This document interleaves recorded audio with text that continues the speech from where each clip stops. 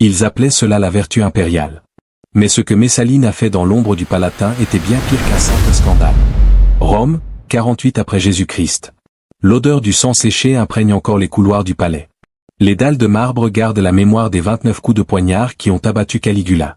4 années de folie viennent de s'achever dans un tunnel, sous ces mêmes voûtes où résonnent maintenant les pas d'une adolescente de 15 ans. La soie blanche colle à sa peau. Des feuilles de myrte couronnent sa chevelure d'or. Le Sénat se lève dans un bruissement de toge. La foule, massée dehors, rugit son approbation. L'empereur Claude, 50 ans, la jambe gauche traînante, les mots coincés au fond de la gorge, saisit cette petite main tremblante dans la sienne. Lui porte déjà le poids de la légende. Elle va devenir quelque chose que Rome n'a jamais connu. Valeria Messaline. Retenez ce nom. Rome a dépensé 2000 ans d'efforts pour l'effacer. On la part comme une incarnation du salut. Les taches de l'assassinat de Caligula sont à peine séchées. L'Empire suffoque encore sous le souvenir de ces 4 années où l'inceste était politique d'État, où les exécutions devenaient divertissement, où la raison elle-même semblait avoir déserté le trône. Un règne si délirant que ses propres gardes l'ont massacré dans les entrailles du palais. Rome a soif de stabilité, de vertu, d'héritier légitime. Cette enfant blonde, vêtue de blanc, incarnera tout cela. Du moins le croit-il. En 10 ans, elle transformera ce palais en un lieu que les chroniqueurs anciens décrivent en tremblant. Des sénateurs deviendront ses otages. Des filles de patriciens disparaîtront dans ses appartements pour en ressortir muettes, brisées, liées par des secrets qu'elles porteront jusqu'à leur dernier souffle. Elle organisera des concours qui choqueront jusqu'aux prostituées de métier. Elle orchestrera des chantages à une échelle qui ferait pâlir nos services secrets modernes. Elle épousera un autre homme en plein jour, toujours impératrice, devant témoins, comme pour défier Rome de l'arrêter. Et quand ils finiront par agir, ses statues seront traînées dans la boue et pulvérisées. Son nom sera gratté de chaque inscription. Les archives officielles seront réécrites comme si elles n'avaient jamais foulé ces dalles de marbre. Damnatio memoriae. L'effacement absolu. 2 millénaires plus tard, vous êtes là, à écouter, parce que ce que Rome a tenté d'ensevelir avec le plus de rage est précisément ce que nous ne pouvons cesser d'exhumer. Alors posons la question qui hante ces ruines. Que se passe-t-il quand la corruption n'est pas un symptôme du pouvoir, mais le pouvoir lui-même? Si ces récits oubliés vous fascinent, abonnez-vous à Historicus pour découvrir d'autres chapitres effacés de l'histoire. Revenons maintenant à notre récit. Retour en arrière. 38 après Jésus-Christ. Le forum vibre de 1000 voix entremêlées. Des marchands vantent leurs soieries orientales. Des sénateurs débattent avec véhémence de l'approvisionnement en grains. Des enfants zigzaguent entre les colonnes de marbre, leur rire résonnant sous les portiques. Rome semble invincible. Mais la gangrène travaille déjà en profondeur. Tibère est mort 2 ans plus tôt, paranoïaque, haï de tous, seul sur son rocher de Capri. Puis vint Caligula. 4 années qui ont fracturé la raison elle-même. Des exécutions transformées en spectacle. Un cheval nommé sénateur, comme pour cracher au visage de l'aristocratie. Des patriciens forcés de regarder l'empereur violer leurs épouses pendant les banquets, le vin coulant toujours, les conversations gelées dans un silence de mort.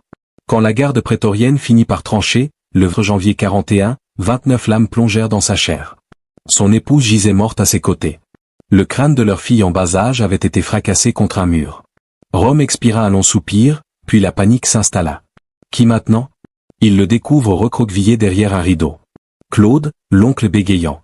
La honte vivante de la dynastie julio-claudienne, avec sa jambe qui traîne et sa bave aux commissures des lèvres. 50 ans. N'a jamais voulu le pourpre. Ne s'y attendait pas. La garde le proclame empereur quand même, non parce qu'il possède les qualités requises, mais parce qu'il respire encore et que Rome a besoin de quelqu'un portant la pourpre avant que la cité ne s'entre-dévore. Claude sait qu'il n'est qu'une solution temporaire. Il lui faut de la légitimité. Rapidement. Un héritier, une dynastie, la preuve tangible que les dieux n'ont pas abandonné l'urbe. Il épouse donc Valeria Messaline. Cousine au 3e degré. 15 printemps. Une lignée qui remonte directement à Énée, le fondateur mythique. Une beauté sur laquelle les poètes bâtissent des carrières entières. Peau d'albâtre, cheveux couleur de blé mûr, des traits si harmonieux qu'ils semblent avoir été sculptés par Praxitèle lui-même. Elle a été façonnée pour ce rôle. Éduquée dans les vertus anciennes, dressée à baisser les yeux, à parler d'une voix douce, à incarner cette chasteté qui maintient les piliers de la civilisation debout. Sur le papier, elle est l'épouse idéale. Le Sénat approuve d'un hochement de tête. Le peuple acclame dans les rues. L'Empire possède de nouveau un avenir. Mais voici la question que personne n'a osé formuler. Que se passe-t-il quand on revêt une enfant des attributs d'une déesse? Quand on la place dans un palais où chaque porte s'ouvre à son moindre désir? Où les sénateurs s'inclinent sur son passage? Où son mari a 2 fois son âge et tremble à l'idée de perdre son trône? Quand on martèle dans sa tête que toute sa valeur réside dans son ventre et sa pureté, qu'elle doit incarner la modestie, l'obéissance, la chasteté absolue, un symbole vivant de vertu. Quand on confie un pouvoir sans limite à quelqu'un dont la seule instruction est n'en use jamais, que se passe-t-il lorsque le gouffre entre ce qu'elle doit être en public et ce qu'elle désire en privé devient un abîme? Rome va le découvrir. Si ce moment ne vous pousse pas à rester et à apprendre ce qui arrive quand le pouvoir rencontre le désir interdit, vous manquez la leçon que nos ancêtres sont morts pour enseigner. Car ce qui vient n'est pas qu'un scandale de palais. C'est la démonstration que les empires s'effondrent depuis la chambre à coucher, pas depuis le champ de bataille. Les 2 premières années déroulent une perfection de manuel. Messaline donne à Claude une fille, Claudia Octavie. Puis un fils, Britannicus, nommé en l'honneur de la conquête britannique paternelle. Le Sénat respire mieux. L'Empire possède ses héritiers. Elle apparaît aux cérémonies d'État, drapée de stoles modestes, la tête voilée, les yeux baissés vers le marbre. Chaque geste a été répété, chorégraphié pour incarner la vertu, la parfaite matrona romaine. En public, elle est tout ce que Rome exige. En privé, Rome va découvrir un autre visage. L'urbe a toujours scindé ses femmes en 2 catégories étanches. La matrona et la mérétrix. L'épouse et la courtisane. Le sacré et le profane. L'une vit dans l'atrium familial, élève les enfants, garde l'honneur de la lignée. L'autre habite le lupanar, ce bordel où les hommes déposent leur civilisation comme on retire une toge souillée. Le système fonctionne parce que ces 2 mondes ne se touchent jamais. Messaline prend la décision de les fusionner. Le premier murmure surgit vers 42 après Jésus-Christ.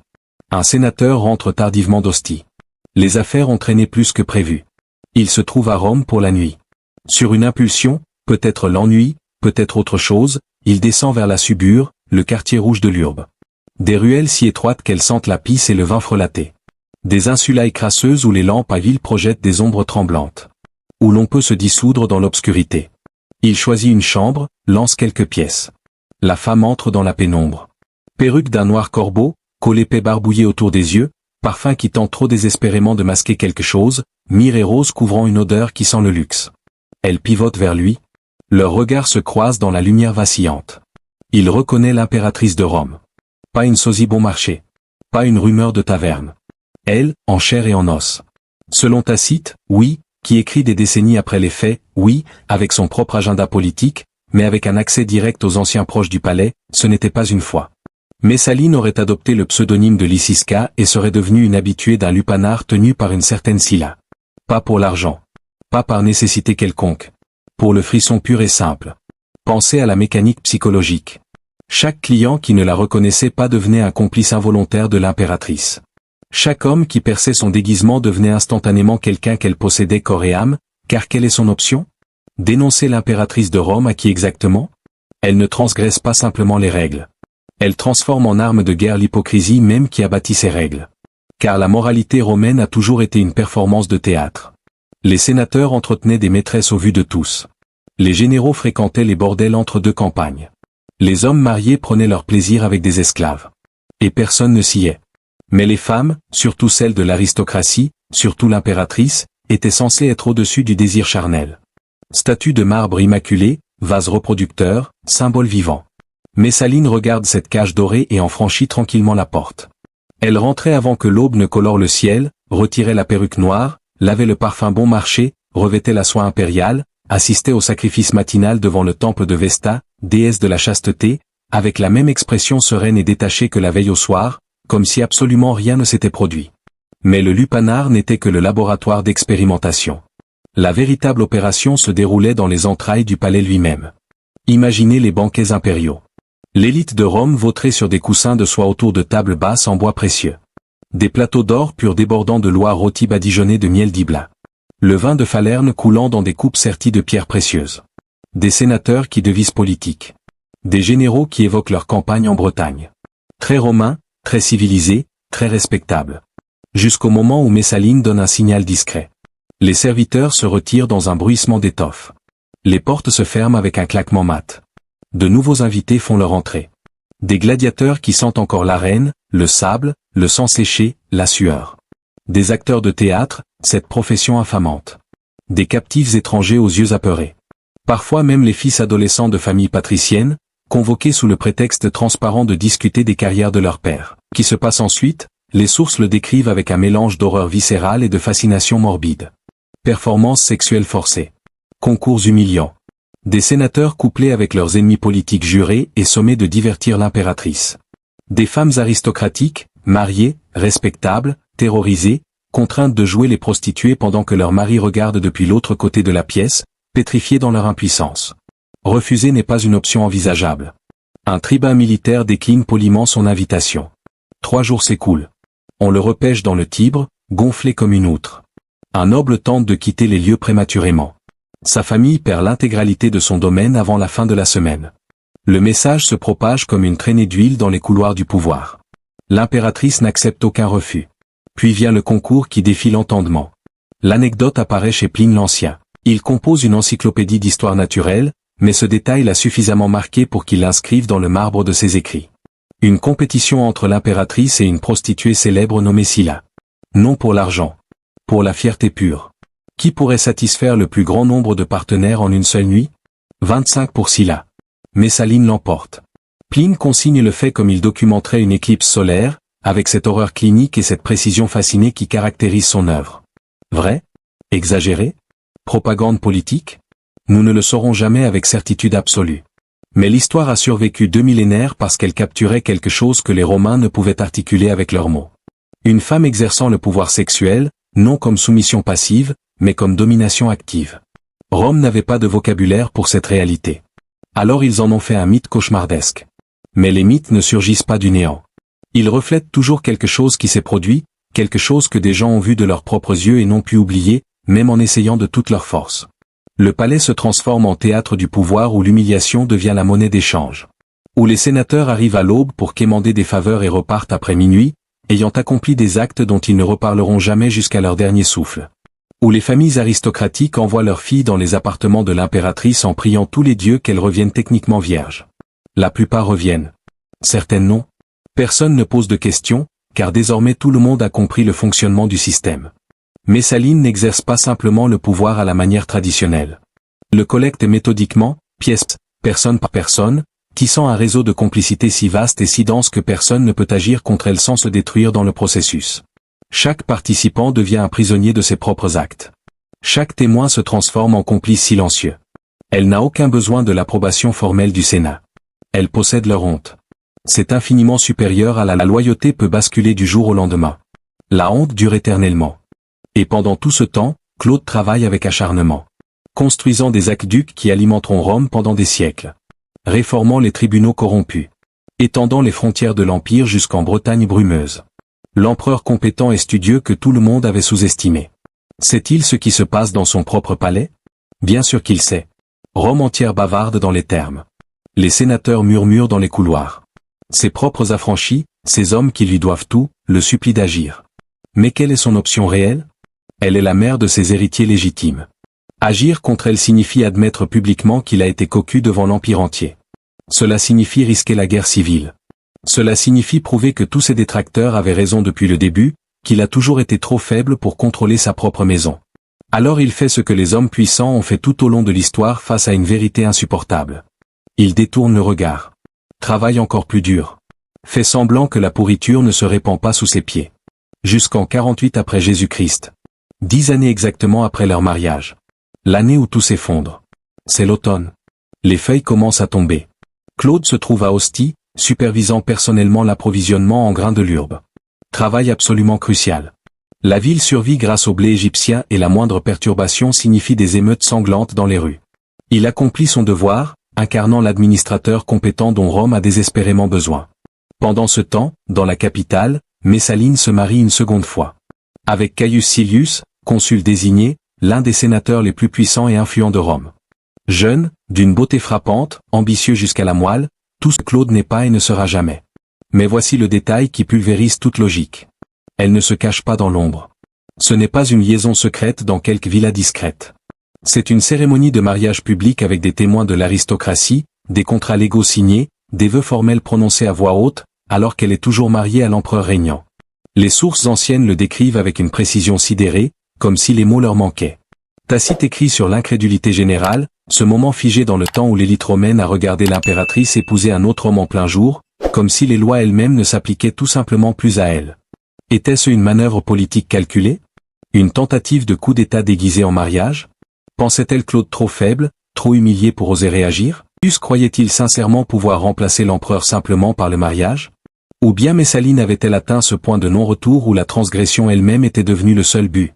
Où le frisson ne venait plus du secret, mais de défier ouvertement Rome de l'arrêter? Nous ne connaissons pas ses pensées intimes. Nous connaissons seulement ses actes. Et Rome, cette Rome corrompue, compromise, épuisée jusqu'à la moelle, trouve enfin sa limite. Narcisse, l'affranchi le plus fidèle et le plus influent de Claude, apprend la nouvelle en premier. Il se précipite vers Ostie, trouve l'empereur penché sur des registres de grains poussiéreux. Imaginez cette conversation. Comment annonce-t-on à un empereur que sa femme vient d'épouser publiquement un autre homme? Comment le faire croire quand cela semble défier toute raison? Mais les rapports continuent d'affluer, chacun confirmant le précédent. Des sénateurs qui témoignent. Des citoyens qui se manifestent maintenant que quelqu'un pose enfin les bonnes questions. Le détail qui scelle le destin de Messaline. Le contrat de mariage a été rédigé, signé, attesté par des témoins. Légal. Officiel. Indéniable. Le rire nerveux s'éteint dans la gorge de Claude. Imaginez son visage à cet instant précis. L'empereur dont tout le monde se moquait dans son dos. L'érudit bégayant qui lisait trop. L'homme qui a survécu pendant 50 ans en étant systématiquement sous-estimé. Cocu publiquement, légalement, officiellement. Pendant qu'il s'assurait que Rome ne mourrait pas de faim. La rage qui monte en lui n'est pas chaude et explosive. Elle est froide, méthodique, définitive. Il rentre vers Rome avec toute la garde prétorienne déployée à ses côtés. Il la trouve dans les jardins de Lucullus. Ce vaste domaine luxueux à la périphérie de la ville. Des arbres exotiques importés des quatre coins de l'Empire. Des fontaines qui ne cessent jamais de chanter. L'endroit même où elle avait organisé tant de ses débauches légendaires. Elle est avec sa mère, Lepida. La femme plus âgée supplie sa fille avec désespoir. Agir. Faire quelque chose, n'importe quoi. Mais Messaline semble figée dans une sorte de stupeur. Certaines sources affirment qu'elle a tenté de rédiger une pétition de clémence d'une main tremblante. D'autres qu'elle est simplement restée là, plantée comme une statue, incapable de croire que c'était vraiment la fin. Qu'après 10 années entières à plier Rome à sa volonté de faire, Rome avait enfin riposté. Les soldats arrivent dans un cliquetis de métal. Elle reconnaît leur visage. Elle les a vus patrouiller dans les couloirs du palais. Peut-être même a-t-elle convoqué certains d'entre eux dans sa villa pour d'autres raisons. Maintenant ils sont là pour elle. Elle s'effondre à genoux dans l'herbe, supplie avec des sanglots, implore avec des mots qui se bousculent, offre ses propres enfants en gage. Octavie et Britannicus, 9 et 7 ans, comme otages vivants. N'importe quoi. Tout. Sa vie contre la leur. Les soldats ne répondent pas, visages fermés comme des masques de bronze. Les ordres sont les ordres. Elle saisit une dague qui traîne. Celle de quelqu'un. Peut-être de sa mère. Peut-être d'un garde. Sa main tremble violemment. Elle presse la lame froide contre sa propre gorge blanche. N'y arrive pas.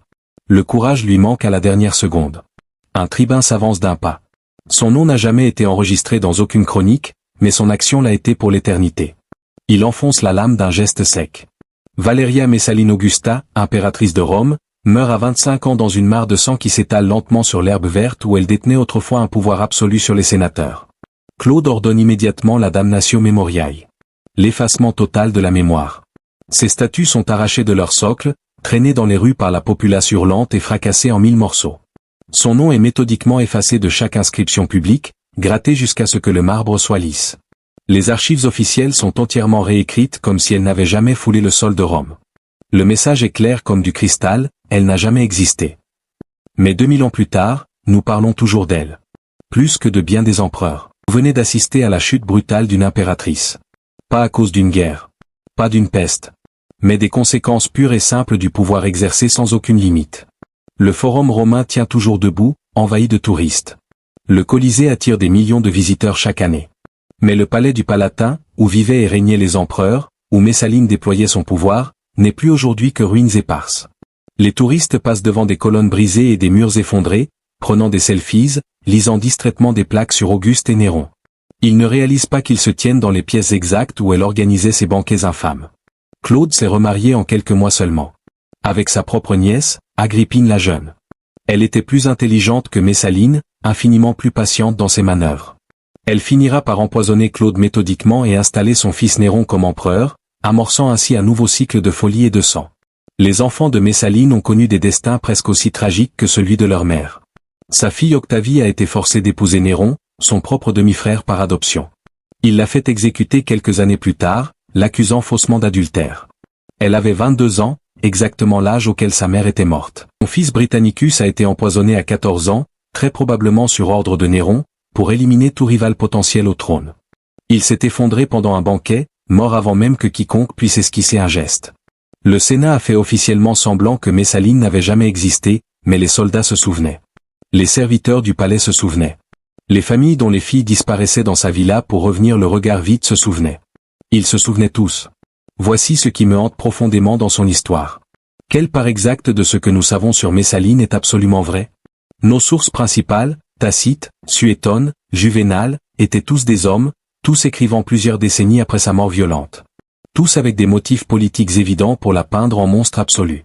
La propagande romaine suivait un schéma immuable. Les femmes puissantes qui menaçaient l'autorité masculine établie étaient systématiquement accusées de dépravation sexuelle extrême. Cléopâtre, Agrippine, Livie, Messaline, le manuel de propagande ne changeait jamais d'une virgule. Cela signifie-t-il qu'elle était innocente, une simple victime? Absolument pas. Le mariage avec Silius s'est réellement produit. C'est documenté même par ceux qui tentaient de la défendre. La corruption politique était bien réelle. Le système de chantage existait concrètement. Des gens sont effectivement morts qui osaient s'opposer à elle. Mais les histoires de bordel, les concours sexuels, les chiffres spécifiques, nous ne saurons jamais avec certitude où la vérité historique s'arrête et où la propagande politique commence. Ce que nous savons avec certitude, c'est ceci. Une fille de 15 ans a été mariée à un homme dans la cinquantaine avancée. On lui a martelé que toute sa valeur en tant qu'être humain résidait dans sa pureté sexuelle et sa capacité à porter des héritiers. On lui a conféré un pouvoir immense mais aucune éducation réelle sur la façon de l'exercer avec sagesse. Aucune orientation morale, aucun but dans l'existence au-delà de porter des enfants et d'avoir l'air vertueuse en public. Et quand elle a découvert un moyen de se sentir vraiment puissante à travers la transgression, à travers le contrôle absolu, en retournant l'hypocrisie sexuelle de Rome contre elle-même, l'empire qu'il avait créé l'a détruite sans pitié, puis a passé 2000 ans à l'appeler un monstre inhumain. Tenez-vous dans les ruines du Palatin aujourd'hui, et vous pouvez sentir quelque chose de palpable dans l'air chaud. Pas des fantômes au sens classique. Rome ne fait pas ce genre de hantise simpliste. Mais quelque chose de plus lourd, de plus ancien. Le poids écrasant d'histoires qui n'ont pu être réduites au silence même quand on a physiquement effacé les noms. Car voici la vérité fondamentale sur la damnatio memoriae. Ça ne fonctionne jamais vraiment. Vous pouvez fracasser toutes les statues. Gratter minutieusement toutes les inscriptions. Réécrire entièrement les archives officielles. Mais vous ne pouvez pas effacer les leçons que l'histoire enseigne. Le nom de Messaline devait disparaître à tout jamais. Au lieu de cela, il est devenu immortel. Non parce que Rome voulait qu'on se souvienne d'elle, mais parce que la vérité, aussi tordue soit-elle, aussi profondément enterrée soit-elle, possède cette capacité étrange de griffer la terre pour revenir à la surface. Les empires sont tombés sous les invasions barbares. Sous les épidémies de peste. Sous l'effondrement économique brutal. Mais Rome nous enseigne quelque chose de plus insidieux, de plus terrifiant. Ils peuvent aussi pourrir de l'intérieur, lentement, inexorablement. L'histoire de Messaline ne parle pas simplement de sexe ou de scandale de cour. Elle parle de ce qui arrive quand le pouvoir se transforme en jeu pervers. Quand la honte devient la monnaie d'échange privilégiée. Quand les gens censés diriger un empire sont trop compromis, trop souillés pour arrêter sa lente décadence. Chaque sénateur qu'elle a humilié est resté silencieux comme une tombe. Chaque général qu'elle a fait chanter est resté loyalement à son poste. Chaque témoin de ses débauches est devenu un complice muet. Pas par loyauté envers elle. Par honte de leurs propres actes. Elle a prouvé une vérité terrible. On n'a pas besoin d'une armée de légionnaires pour contrôler les hommes les plus puissants. Il suffit de savoir ce qu'ils ont désespérément peur que les autres découvrent. Nous aimons nous convaincre que nous sommes différents maintenant. Que nous avons évolué au-delà de la corruption systémique de Rome antique. Mais regardez n'importe quel empire moderne, n'importe quel gouvernement, n'importe quelle institution de pouvoir aujourd'hui. Combien de secrets la maintiennent réellement ensemble? Combien de personnes restent silencieuses uniquement parce que l'exposition les détruirait socialement? Quelle part exacte de ce que nous appelons pompeusement stabilité n'est en réalité que complicité partagée, silence collectif? Le fantôme de Messaline ne hante pas uniquement les ruines du Palatin. Il hante chaque palais, chaque centre de pouvoir où le pouvoir et la honte dorment dans le même lit somptueux. Marc Aurèle, le philosophe empereur, a écrit quelque chose environ 100 ans après la mort violente de Messaline. Il était empereur alors, essayant désespérément de donner un sens au cycle apparemment sans fin de vertu et de corruption qui traversait Rome comme des vagues. Regarde sous la surface brillante. Ne laisse ni la vraie qualité ni la valeur profonde d'une chose t'échapper. Il pensait certainement à des dirigeants comme elle. Des êtres dont les surfaces étincelaient comme de l'or pendant que leur cœur pourrissait silencieusement. Mais il aurait aussi bien pu nous mettre en garde, nous, 2000 ans plus tard. Car la leçon profonde n'est pas que Messaline était un monstre unique dans l'histoire. La leçon véritable est que Rome l'a créé de toutes pièces. L'a marié à 15 ans à peine. Lui a donné un pouvoir démesuré sans aucun but réel. Puis l'a brutalement détruite quand elle a utilisé ce pouvoir de manière qui exposait crûment leur propre hypocrisie fondamentale. Son nom a été effacé méthodiquement des registres. Son histoire a survécu intacte.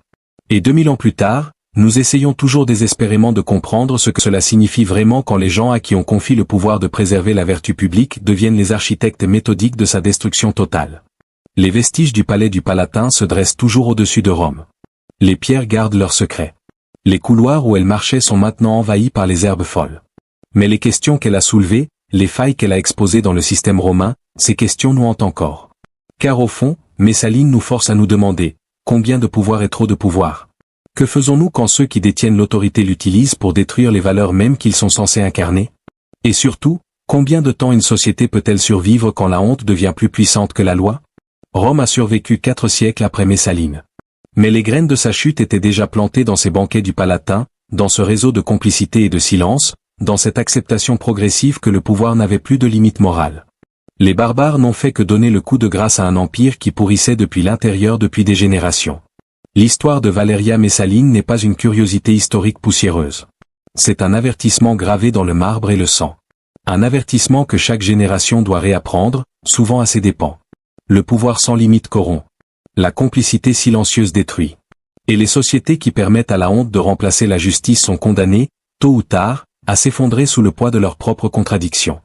2000 ans après sa mort violente dans les jardins de Lucullus, le nom que Rome a tenté d'effacer résonne encore. Pas comme un monument à la débauche, mais comme un miroir tendu à chaque société qui se croit invincible. Parce que si Rome, avec toute sa puissance, toute sa gloire, toutes ses légions, a pu pourrir de l'intérieur, qu'est-ce qui protège nos propres empires modernes du même destin? Les ruines du Palatin ne répondent pas. Elles se contentent de se dresser, silencieuses, sous le soleil italien. Témoin muet d'une époque où une adolescente de 15 ans a découvert que le pouvoir absolu pouvait se transformer en destruction absolue. Pour elle-même. Pour ses enfants. Et, finalement, pour l'Empire lui-même.